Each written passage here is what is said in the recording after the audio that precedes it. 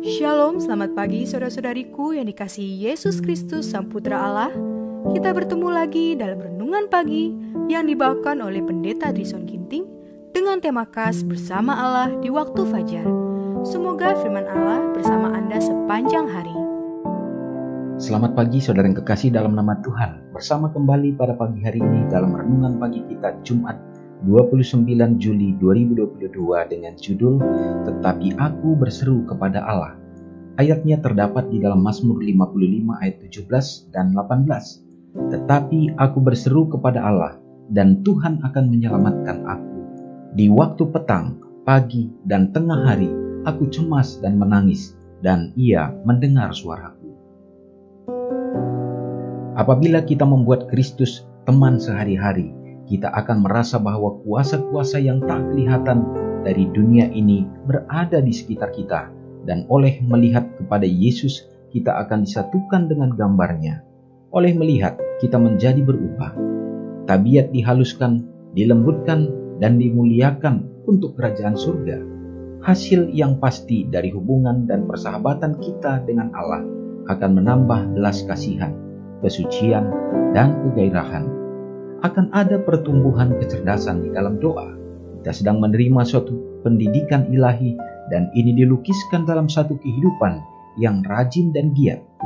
Jiwa yang berbalik kepada Allah untuk memperoleh pertolongan, dukungan, kuasa oleh doa setiap hari dengan sungguh-sungguh dan memperoleh aspirasi yang mulia, persepsi kebenaran dan tugas yang jelas, maksud-maksud tindakan yang agung dan lapar dan dahaga akan kebenaran yang terus-menerus. Oleh mempertahankan hubungan dengan Allah, kita akan disanggupkan untuk menyebarkan kepada orang-orang lain lewat pergaulan kita dengan mereka terang, damai, ketenangan yang berkuasa di dalam hati kita. Kekuatan yang diperoleh di dalam doa kita kepada Allah bersatu dengan upaya yang tekun di dalam melatih pikiran dalam keprihatinan dan menaruh perhatian, mempersiapkan seseorang untuk tugas harian dan memelihara roh kedamaian dalam segala keadaan. Kita hidup di saat yang paling kusyuk dan penting dalam sejarah dunia ini. Kita berada di tengah bahaya hari-hari terakhir. Peristiwa penting dan menakutkan ada di hadapan kita. Kita harus lari kepada firman Tuhan dan doa. Secara individu mencari Tuhan dengan sungguh-sungguh agar kita dapat menemukannya. Kita harus menjadikan ini perkara yang terutama. Saudara yang kekasih dalam nama Tuhan, poin-poin penting dalam perenungan kita pada saat ini dan menjadi target untuk kita capai adalah bagaimana kita akan semakin serupa menjadi seperti Kristus dalam tabiat, dalam karakter. Dan itu akan terjadi hanya pada saat kita senantiasa mengalihkan pikiran kita dari duniawi dan memandang kepada Kristus. Dan semakin sering kita memandang kepadanya, maka kita akan diubahkan. Tabiat kita akan semakin dihaluskan dan dilembutkan. Terlebih lagi di saat kita memohon akan pertolongan dan kuasa daripada Tuhan, maka Ia akan dengan sungguh-sungguh mencurahkan kasih-Nya untuk menjadi inspirasi kebenaran kita. Saudaraku, mari kita menjadikan hal memandang dan berharap kepadanya adalah merupakan perkara yang utama bagi kita. Mari kita sama-sama berdoa. Bapa yang bertahta dalam kerajaan sorga, terima kasih ya Tuhan untuk segenap berkat Tuhan yang menjadi bagian kami pada saat ini.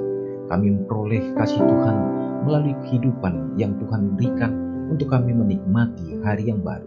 Terima kasih ya Bapa, biarlah firman-Mu yang mengawali kehidupan kami dapat menjadi kekuatan dan mengikat kami untuk semakin dekat kepada Tuhan.